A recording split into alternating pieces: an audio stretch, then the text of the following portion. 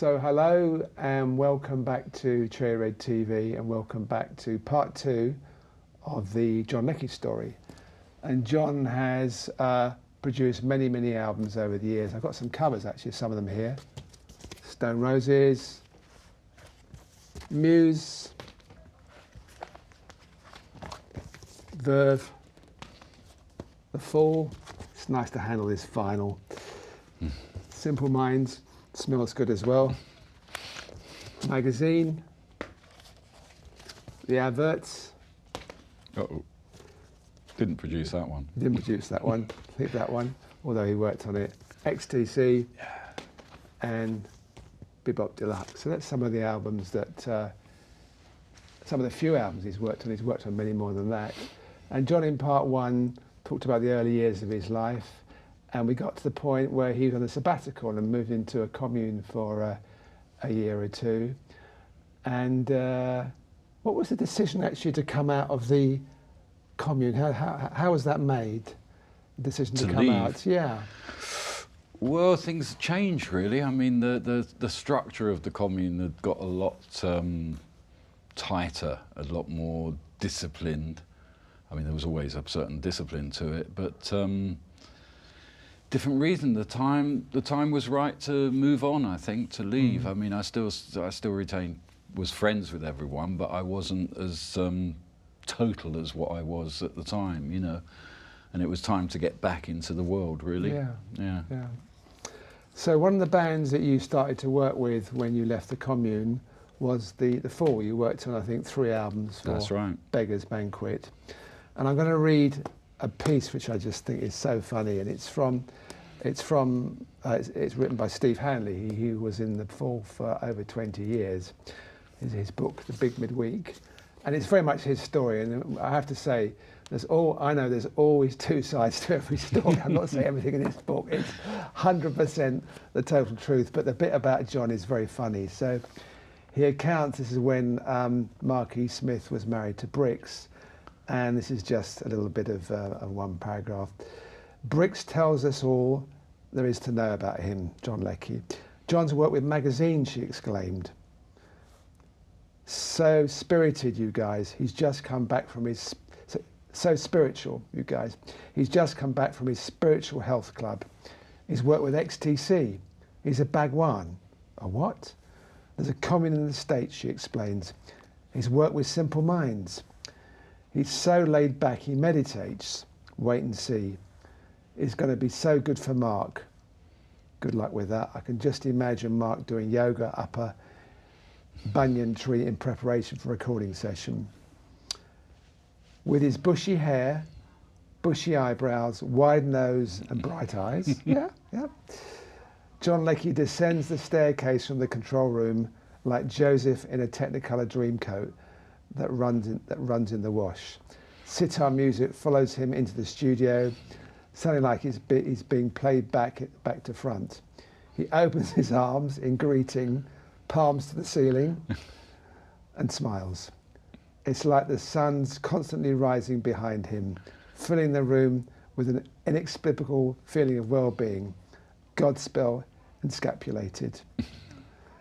So that was her description, or rather Steve's description, including some quotes from Brix, about how the band were first introduced to you. So how was it meeting Mark for the first time? Well, it was great actually, because I don't know if you told them, but part of the thing of being involved in the Rajneesh thing is that you wore red clothes. You know, you had to wear all red clothes. That's right. Which was fantastic, actually. I mean, it was a great feeling, and it was something that I just really love wearing all the red clothes, you know. Shades of red, you know, it wasn't like bright orange and wasn't robes, so you could wear red jeans and a red T-shirt and whatever. And although I'd left the commune, we still wore red clothes and a mala, which is a bead necklace, a rosary-like necklace with a little medallion there with a picture of Bhagwan Osho there. And so you always wore this. And it was quite natural. You just didn't think any, you know, I mean, it was enjoyable. Got used to it. You got used to it, yeah. And so when I had the first meeting, I was in red. I think I had a red Johnson suit and some red suede Doc Martin shoes, you know, it was still quite fashionable. And I met Mark and Brits, and we got on great. I mean, basically we went to the pub and had some beers, and that's what we did.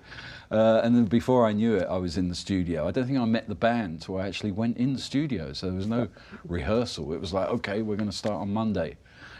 And luckily it was a good studio. It was actually called Focus Studio, not there anymore. And the thing with the Fall at the time is that they had 2 drummers. Big sound, very loud, very strong bass, 2 guitars, you know, with Brits and Craig, and 2 really tough drummers, you know. My memories of it are just a lot of fun, really. Loud rock and roll, quick, you know. If a song wasn't working, they would move on to another song. Oh, that's no good, let's do another one, you know. So I wouldn't say they were all first take, but a lot of the tracks are, and I had a great time with them, really. Yeah. You know, the fact that I was this fantasy, spiritual, you know, Godspell type person, I don't think that really got in the way of things at all, really. Yeah, because Mark's known as a character who's not always easy to get on with, but you got on with him fine by the sound of it. I did, yeah. We did 3 albums together. A lot of it was because of Brits' positivity, you know, and the band. I mean, I was just used to working with bands, with rock and roll bands, and all their little, all their vices, I suppose, and I could handle that. And again, knew that the producer at the end of the day has to deliver a record at a certain time. You know, there's a time when it has to be done, and so the budget wasn't huge. I don't know how long we spent, probably a week, 10 days. And actually the record sounds great today, you know. Those 3 Fall albums, you know, are really special, you know. I think people do say they're the best Fall albums, but I'm really proud of them, and, you know, grateful for being able to do them, you know. Yeah, and they did have good songs, didn't they, the Fall? Yeah, at that time, yeah. Yeah. Yeah, I don't know if you call them songs actually, but I suppose, yeah, they were songs. I always thought they were much more of an art band, actually. I mean, each little piece was a work of art, you know.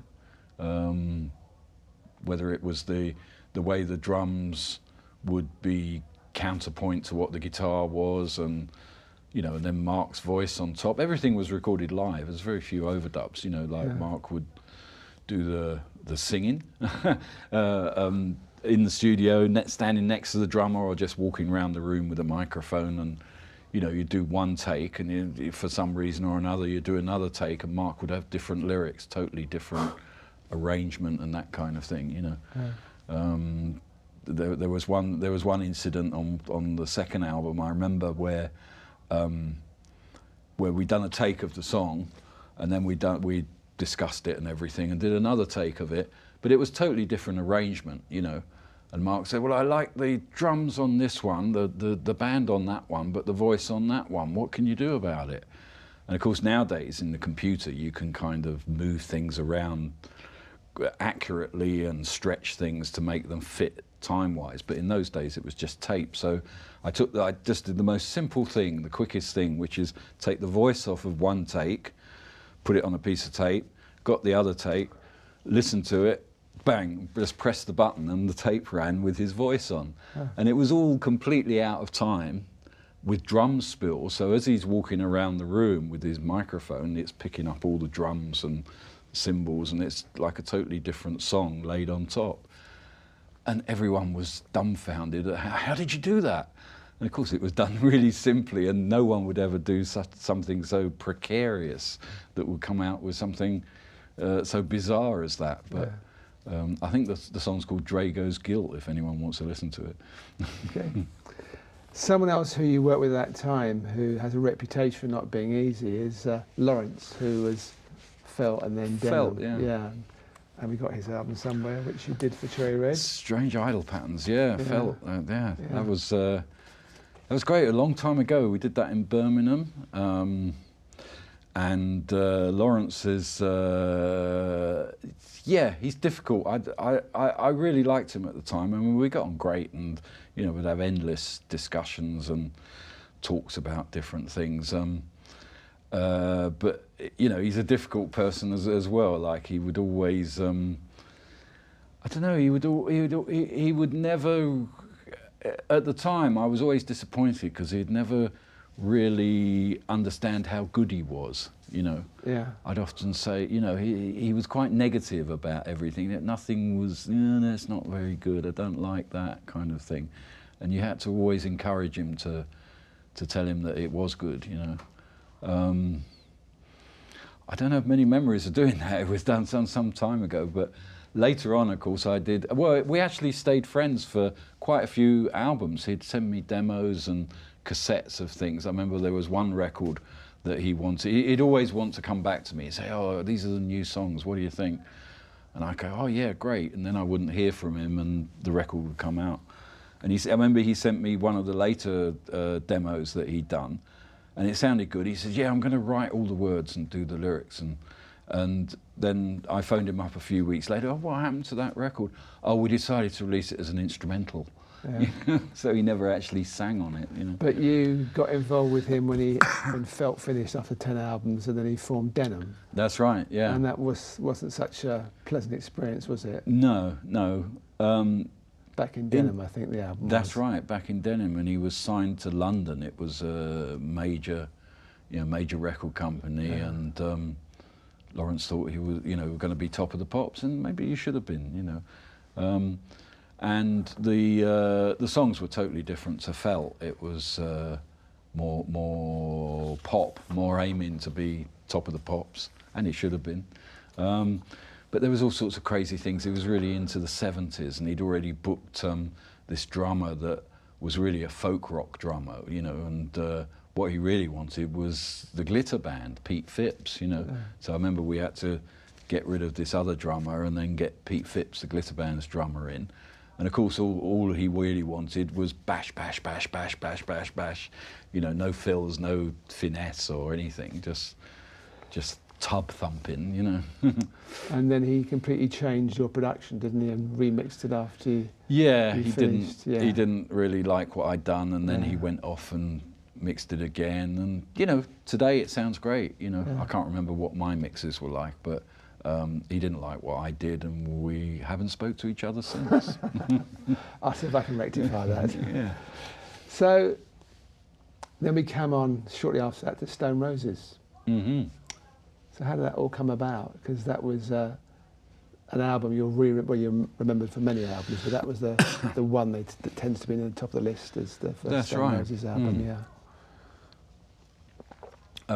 Just before that, actually, I was working with the Lars. I was one of the producers, one of the 5 producers on the Lars album. I think I was the second of the 5. Did about 4 or 5 tracks with the Lars. Did a version of There She Goes. And just at that time, I think I was told that there was this band from Manchester. Someone in Liverpool said, "Hey man, there's this band from Manchester. They're called the Angry Young Teddy Bears. And they're really looking for you to do their record." And I thought, who's this, And it turned out to be the Stone Roses. And Jeff Travers at Rough Trade originally sent me the demo of Elephant Stone, which Peter Hook had produced, and he wanted me to mix it, and he was telling me that this was the great band from Manchester. And I phoned him up a few days later, and he said, "Oh, no, you need to talk to Zomba. They've signed to another company." So eventually the demos come through, and I went up to Manchester, met them rehearsing in a really big club. I think it was called International 2. And basically their manager was managing this club and allowed them the daytime to rehearse in the space. And then in the evening they would clear everything away and the gig would start, kind of thing. And they were great, actually. They were really good fun to be with. And but could you see at an early stage there was something special there with the songs? Oh yeah, definitely. And I think one of the things you also said at one of the other interviews I read that you did on the Stone Roses was they'd played a lot together for several years. That's right. Rehearsed a lot. And they were tight, and they had a good idea of what they wanted to do with the songs. That's right, yeah. And that's important, isn't it? If you want to get something that's really going to be seminal and lasting, it's not like it comes just like this. It needs work to go into it.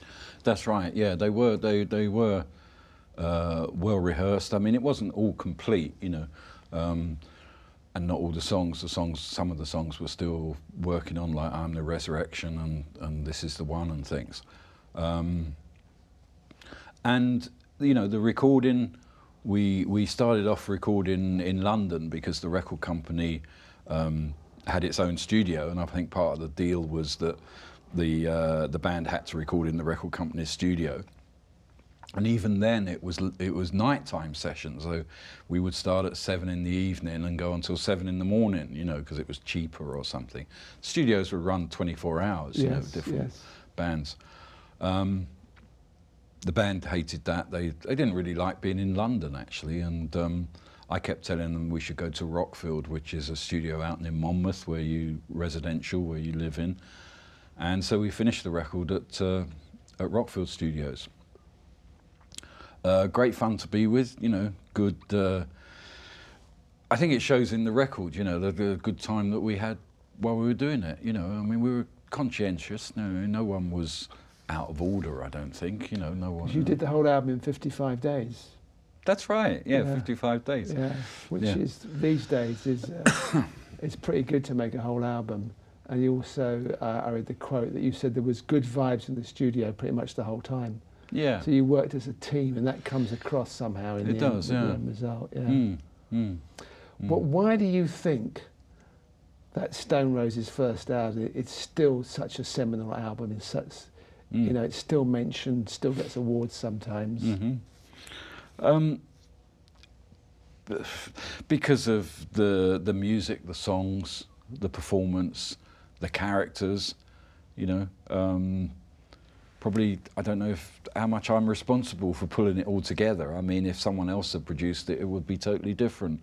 You know, I kind of saw him as 4 equal characters. You know, I didn't see him as a singer with some musicians. You know, I saw the 4 characters as being equal, having equal value to the overall sound. So I kind of worked. I gave the 4 of them equal attention, I think. You know. And I remember over the years, you know, people have kind of criticised the record, saying, "Oh, it needs some more bass and drums, needs to sound heavier, you know, needs more guitar, and can't hear the vocals, turn the vocals up," and this kind of thing. And yet, I think I succeeded because it's lasted so long, and it's very listenable too. You know, it hasn't dated, and again, like each element, the guitar, bass, drums, and the vocals are. I've tried to keep them equal, kind of thing. But there's a lot of mystery to the record, you know, as well. I think that's one of my other little secret weapons, is somehow making it sound a little mysterious, you know, so there's something behind the curtain, you know, and you don't really get it on the first listen, you know. Like Beatles records, you know, like "I'm the Walrus" or something, where you always hear a little sound coming out of the left-hand speaker, and like, "Oh, what's that? I never noticed that before," kind of thing. And there's a lot of that going on with the Stone Roses, you know. People call it psychedelic or something, but, you know, maybe it is. It's, you know, hallucination producing, you know, oral hallucinations of what you're actually hearing there, you know. Can I hear bells, or is it the guitar, you know? Did you do that on purpose? Yeah, I did, yeah. Yeah, it's part of my style, I think. It comes back to this thing again we talked about in part 1, about how you want to do something different. Yeah. And with the band aware you were doing it at the time? Probably not. They didn't. Yeah. They would ask for different things, or they would encourage and enthuse. You know, if something was good, they would dance about the room and you know, slap me and say, "Hey man, we done that one," you know. You know, and if something was not so good, they would go off in a sulk, you know, "Oh, this isn't working," you know, kind of thing. So a lot of it is it shows their enthusiasm, you know, them pushing me on, helping me create new things, you know. So what happened with the second album? Second album, yeah. People wrote books about it, the second album, yeah. What happened? They changed record companies, they never had the manager, maybe there wasn't quite so much hunger and thirst for making a great record. I think they always wanted to make a great record, but they didn't really know what a great record was.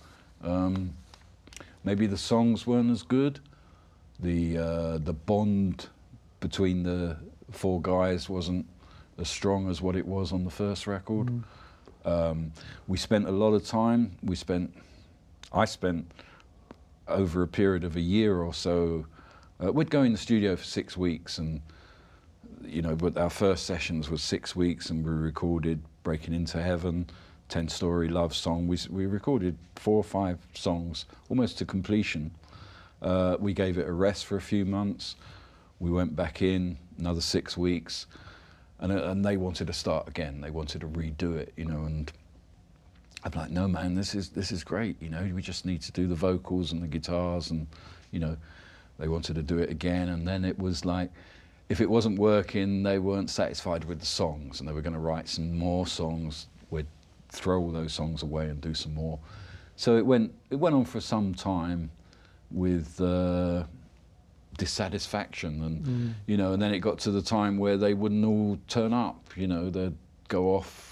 Reddy would go home, or different people would go off, or people would get on different time scales. People would stay up all night, and other people would want to get up early and go jogging in the morning or something. So, it just wasn't that bonded that thing. That unity wasn't there, and that unity was the success of the first album. That's right. To a large degree, yeah. Yeah. Okay, so I'm just got things roughly in sequence here. So Stone Rose is the next, I guess, big thing you did was the Verve. Is that right? That was the next. Yeah, I think the Richard Verve. Ashcroft. I think the Verve was actually done while I'm waiting for the Stone Roses. Okay, so in between sessions, I say, would do 6 weeks, and then I wouldn't know what was happening. It was like, well, there was nothing else was booked, but I was still on hold. I was still signed to them, I suppose, and so I couldn't accept any more work. So through that kind of period, what was it, 92, 93, 94, no, it was 92, 93. The Verve was 93, yeah. 93, yeah. I think I did the Verve, and I did a group called The Hypnotics and various other things. I went off to Canada and did records. But you told me with the Verve that you pursued them. Yeah. Because that's quite unusual for you, because you're quite a laid-back guy, but you felt there was something really original, both Absolutely. musically and visually there, and you really wanted to get involved with them. That's right. Yeah, that's right. The Verve are the only group I've really chased, really. I mean, people have always invited me to do records. I've been lucky, I haven't really had to go out and look for work. One record's led to another. But with the Verve, I kind of saw them in a pub in Camden as the support band. I got there early and they were on, and I just couldn't believe it, what was happening. It was kind of classical, cosmic, psychedelic. It blew me away, really, because it was, there were moments where it was so quiet, where you could hear a pin drop and then it would just explode. The guitar, the sounds, were guitar sounds that I hadn't heard before. All the rhythm, the kind of trance drums rhythm, and then there was Richard, the singer, who was, either hanging from the ceiling or on the floor. He was like a ballet dancer. The lyrics were all stream of consciousness, and there they were, signed to Virgin. It was like, please, please, please let me do the record, They did a few singles, and, they didn't choose me straight away because they thought I was too good for them, or too big for them, or something, or too expensive, or something. But yeah, I'm pleased I did that record. I don't know if I was completely successful in capturing their sound. I mean, people love that record, that first album, Storm in Heaven. At the time, most of their songs live were 30-minute songs, you know, they would play until they stopped. I mean, sometimes they'd play the same song for the whole set. And so the brief from the record company was to trim the songs down, you know, give us 3 or 4 minute songs rather than 10-minute songs, you know. And in doing that, I think we might have over-rehearsed, or we come up with lots of different ideas. It would have been great, that record, if it was one song, actually, if it was just one piece, you know, like you get some bands, cosmic bands, where they, you know, do a whole thing on side one and a whole thing on side, like Tubular Bells or something. Sure. I mean, it could have turned into that. I wish I'd kept the length of their songs rather trying to reduce them, you know. But it was good, and, you know, we stayed friends for years, and, you know, I actually came in with Richard and did what became the demos of Urban Hymns. So I met up with Richard in 98, I think it was, 97, 98, and we worked together. We never knew if it was the Verve or Richard Ashcroft's solo album, because the band weren't together, Nick wasn't playing guitar, and the songs were fantastic. You know, you had Bittersweet Symphony and Drugs Don't Work and those songs. And again, that was in and out of the studio over a year period, and then we kind of lost touch, or we exhausted each other. And then a year later, they went in and did the proper record, you know, which was huge, of course. Yeah. So the next sort of really big band you did was Radiohead. The Bends album was a huge album. Yeah, that came out. They asked me to do it. I met them from Oxford. It was funny with Radiohead, because at the time I met them, I was working with Ride. And they had so much respect or fear of Ride because they were from Oxford. Yes, that's right. I mean, Ride were like up there on this pedestal. Yeah. And the difference between the bands was just phenomenal, because Ride were much simpler, I thought anyway, song-wise were much simpler and just not as good as Radiohead. They weren't, you know, they weren't as experimental. And again, that's probably why I was attracted to Radiohead, because they were making sounds that hadn't been heard before, you know, you from could the guitar. Bring out your really creative side yourself. Yeah. With them, the story of the Bends is that they just had some success with Creep, which was a single on their first album, and they had success in America and radio play, and so the record company were desperate to get a follow-up single, and I went to a gig, and then the next time I met them was in a rehearsal room, and they had about 30, 40 songs all rehearsed, ready to go. But the record company wouldn't let us go in until we chose a single, you know. So I met them in the rehearsal room. The A&R guy was there. The A&R guys from America had flown over, from Capitol had flown over, so we could all sit there with me and choose what the single was. And the band kind of laboriously played 30 songs spot on, you know, they were absolutely great, just to us sitting there. And much discuss, and it was like, oh, well, what song have we got here? And there was there's a short list of 4 songs, which I think was The Bends, Nice Dream, My Iron Lung wasn't even in it. There was 4 songs that we chose, which we had to complete first. And of course they were going to release the single, so we would need some B-sides. And so our brief to do the album was record the hit singles first, and then record the B-sides, and then if you've got any time left, you can do the rest of the album, you know. Yeah. And of course we were pulling our hair out, because we had so many songs, and we didn't know what was a B-side or what was an A-side, and well, this is too good for the B-side, and eventually, after 9 weeks in Rack Studios, we chose My Iron Lung for some reason. My Iron Lung, which wasn't the most commercial track that was offered. And then the band went off on tour and started playing. I think they toured like the Far East, like Bangkok and places. They might have gone to Australia, but it gave them an opportunity to play these songs the new songs in front of an audience, which is always a great thing with a band, is that if you can play your new material in front of an audience, you'll make a much better record when you go back in the studio. And this is proven on the Bends, because when they came back from that tour, we then went to the Manor Studios, just me and them, and I re-recorded probably half the record, really. That was it, really. It came out great at the time. At the time, it was a difficult period. There was a lot of discussion amongst the band and the record company and the management as to what they were doing. You know, years later, I found it was almost a splitting up point between everyone. But you see, it kind of shows in a way the qualities you need as a producer these days. You've got these disparate parties, and the record companies obviously want to make money. In those days, it was hit singles were key to everything, because they still is today. They were the guardians radio play, of the hit album. You've got the different members of the band.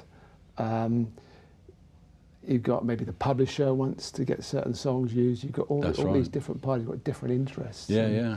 It's a real art that you have. But you must have felt by this time that you were really. Were you recognising how successful you were?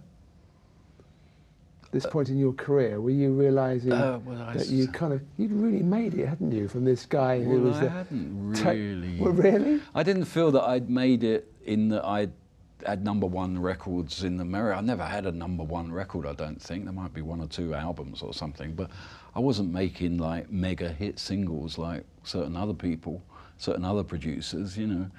Not that I wanted to. That wasn't my ambition, but really. You'd worked on so many important albums that were kind of leaders in their area, kind of, and what had led to other things. But I was also so busy, 7 days a week, 8 days a week, that I never had time to think or analyse that. I mean, all my spare time was spent sleeping, really. You know, it's hard work. It's hard work, and yet every record you do, it won't happen unless you're dedicated to it. You know, you have to drop everything else in your life, and you are just there in the studio. And I try and get that across to the musicians I work with, because it is a team effort. You know, the one thing I really hate in a studio is when musicians, like the guitarist, will put his guitar on and go, right, what do you want me to play? To the producer, and it's like, I want you to play your music, you know? And they seem to, you know, but it's very easy to put all the onus on the producer, you know, when in fact I'd rather it was the other way around. Hey, it's your music, you've written it, you're performing, you know. But that's the way it's gone with reality TV and all these bands that have come out of that. It's just all fake. Well, the musicians are the pawns in the game, really. Do what they're told, which is very sad.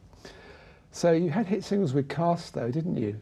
We did. We had quite a lot of hit singles. It was great, actually, because we never realised, I think, until we sat down and got together. I remember I was in the studio with John Power doing a solo album. John Power's the singer of Cast, and he was doing a solo album, and there were some books there. And I said, hey, look at this, John. There's the Guinness Book of Hit Singles. Let's see if you're in here. And sure enough, there was, I think, 8 top 20 singles we did.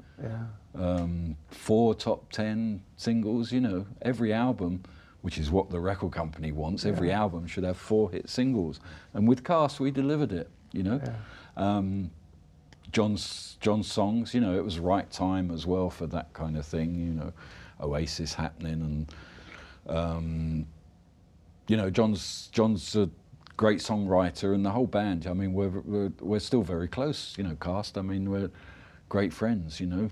Liverpool and everyone around, you know, family and everything. We're still. I go to all the gigs, you know, whenever Cast is playing anywhere in South England. You know, I always go up to Liverpool at Christmas and see them. So, you know, we're just great mates, you know. And then the other band that. You know, I'm just picking out bands from a huge list here that became really, really big was Muse. Muse. In the first 2 albums you did. And it was interesting what you were telling me the other day about Muse, insofar as when you first saw them, you didn't really have much of a following at all. No. Well, Muse are they're from Teignmouth and down near Exeter, and they came about because Dennis, the Sawmill studio, so the studio where I'd worked, I actually did Fool's Gold and Cast and Ride and this little studio down in Cornwall, which you can only get to on a boat. So it's up a little river estuary. Okay. So you can only get in, there's no road or anything, you can only get in at high tide on the boat.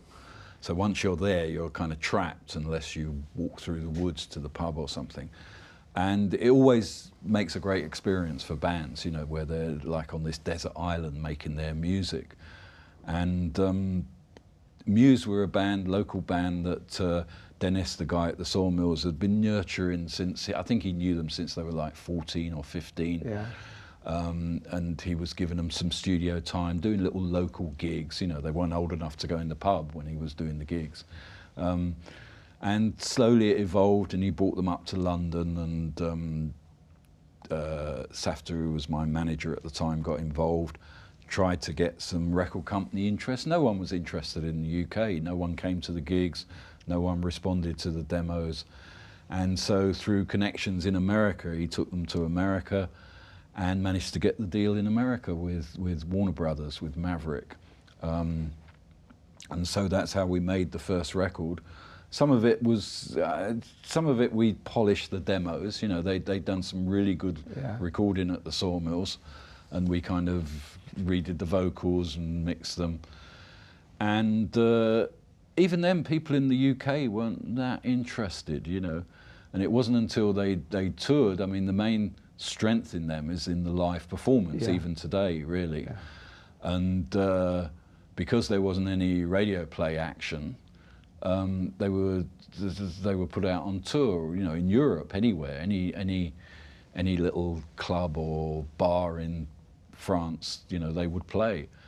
And one of the great things, and so they built their reputation up, and they went on tour, I think, with the Foo Fighters and Chili Peppers, and they came back from Europe after this tour, different people, totally confident they'd grown up, they'd survived all sorts of things. And I think from seeing them on the new band stage, you know, at 11 o'clock in the morning at Glastonbury, to a year later seeing them on the second stage at Glastonbury in the late afternoon, and they just blew everyone away. I mean, it was just so powerful, fun, quality music, singing. So I'm really, and then we did the second album, and Matt's, you know, one of the greatest musicians I've ever worked with, really. I mean, he kind of slings his guitar around, you know, he'd just pick his guitar up and play any crazy riff, but, you know, for fun. It was like, oh, this is really stupid, you know, but that is what his music is, you know, and people love it. It's something about, it's interesting how these people get spotted at early age. I mean, we had Calder Marshall on Cherry Red TV, and he got involved with Muse, and he was saying that he heard, because he's from Cornwall as well, Calder, and he was saying he heard about him from the headmaster at the school where Matt Bellamy was. Oh, right. He tipped him off, I think he was 13 years old, and said, this kid is just a great musician. Yeah, yeah. And of course, what came out, and you've helped to explain that, it's not just being a great musician, but it's having the drive to make something of your career. That's and also this thing of working live. And I think you told me on the phone when we talked, they also did some very big support tours. Was it the Chili Peppers they supported in Europe at a young age? Yeah. And I remember when we had Alan McGee on Cherry Red TV, we were talking about why certain bands make it and why certain bands don't. And Alan, of course, had Creation Records, and he had Ride on there. Yeah.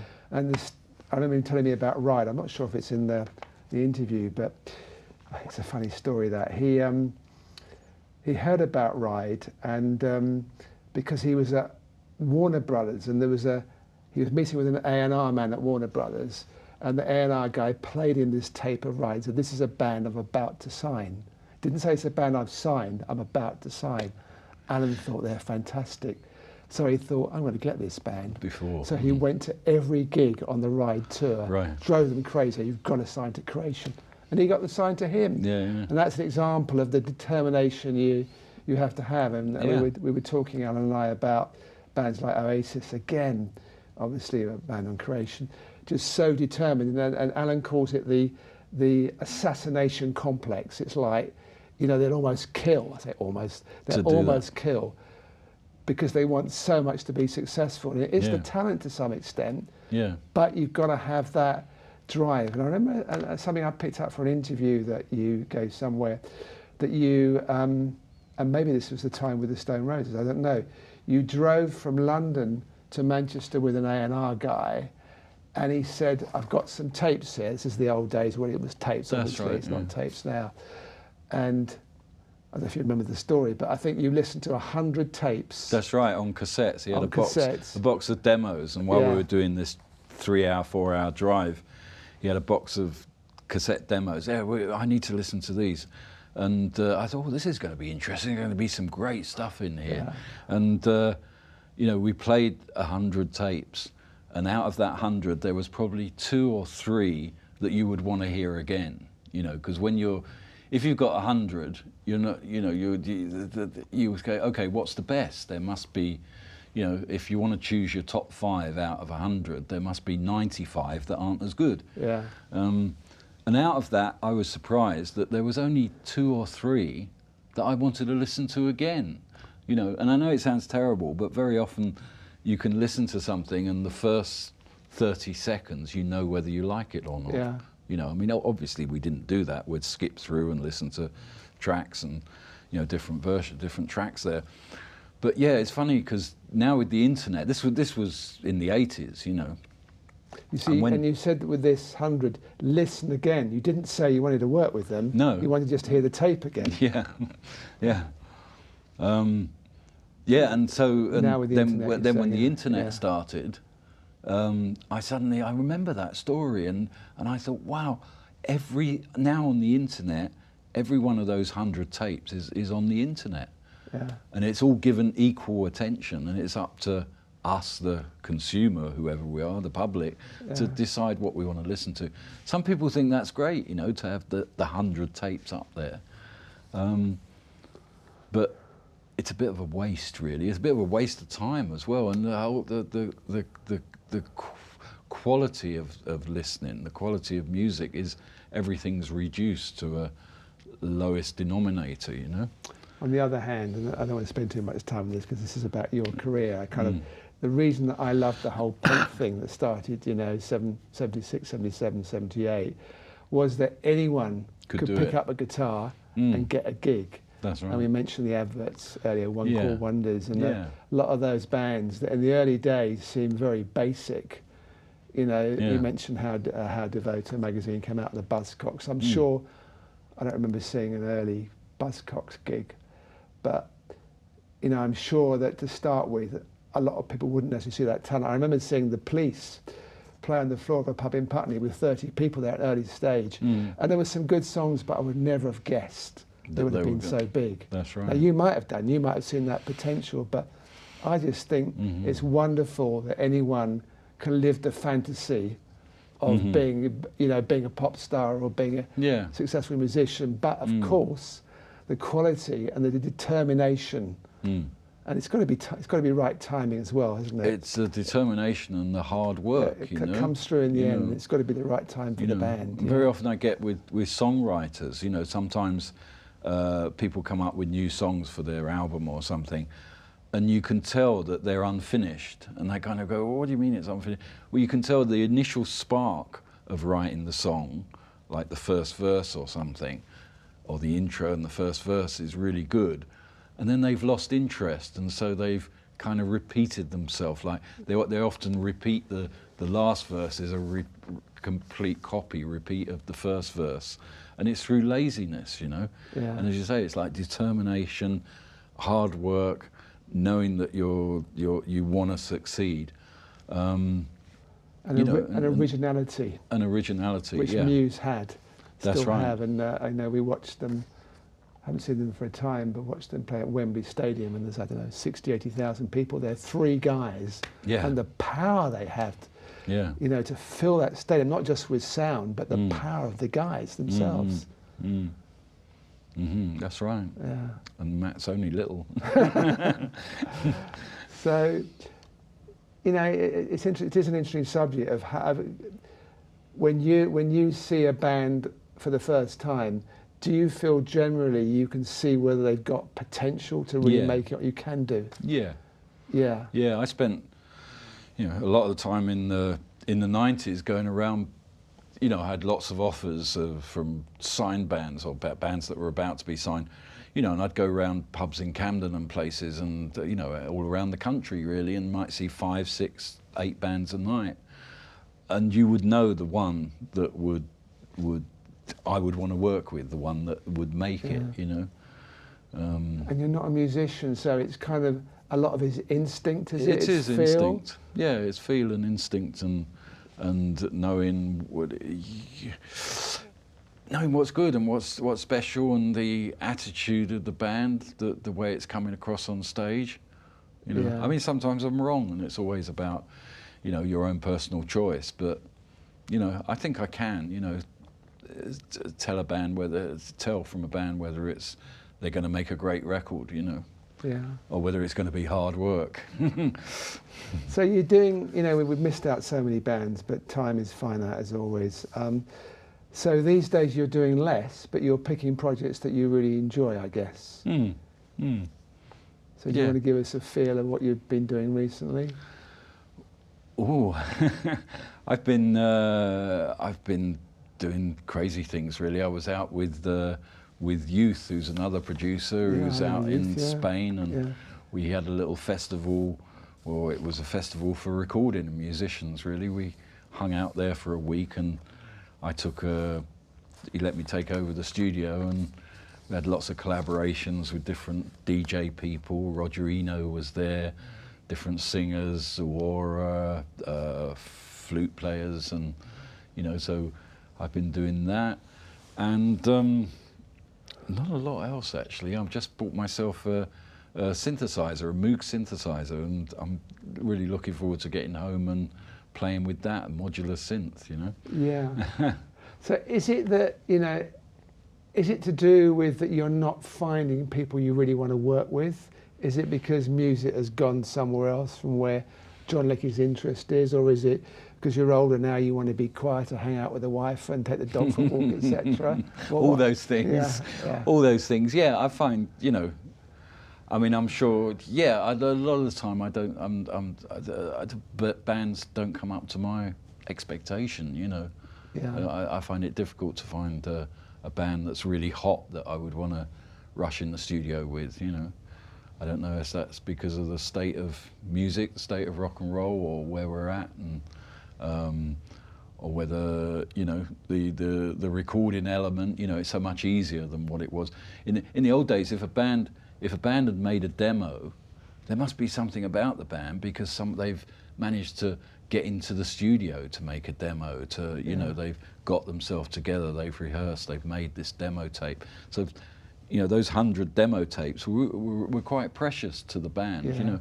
But now people just, it's so easy to make a recording, you know, on the telephone and things, you know. Yeah.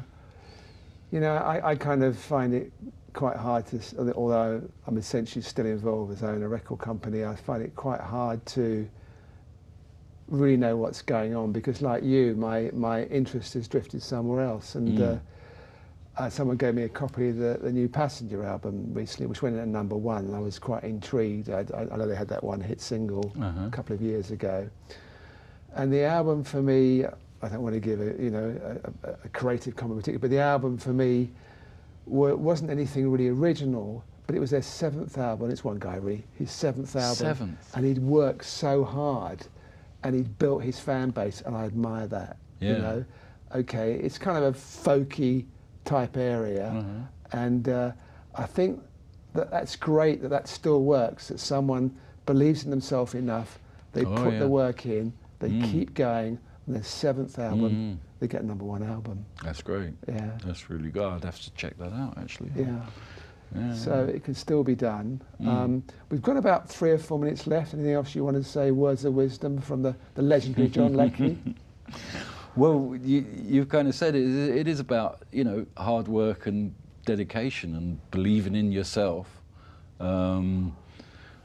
making yourself available, you know, like, and by available, it's like when you take on a job, if you're going to be working in the studio as a producer, it's 100% dedication, you know. So people that want to be like successful like you've been, not necessarily, and I know production has changed, the whole thing has changed so much. What are the qualities they need? Because you didn't know anything about music and you made it. So what? And I don't know anything about music either, actually, no, myself. but you've worked. You're the same. You've worked. But so what are the basic qualities? It's the hard work. The hard work. Knowing